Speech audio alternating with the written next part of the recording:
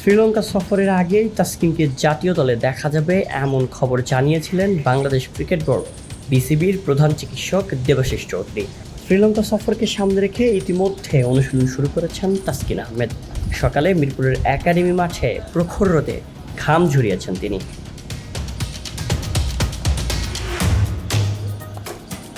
তবে মিরপুরের মাঠে স্পিড স্টার তাসকিনের সে আগুন ঝরা বোলিং, কোচকে সাথে নিয়ে নিজের বোলিংয়ের লাইন লেন্থ ঠিক রেখে কিছুক্ষণ বল করেছেন নেটে।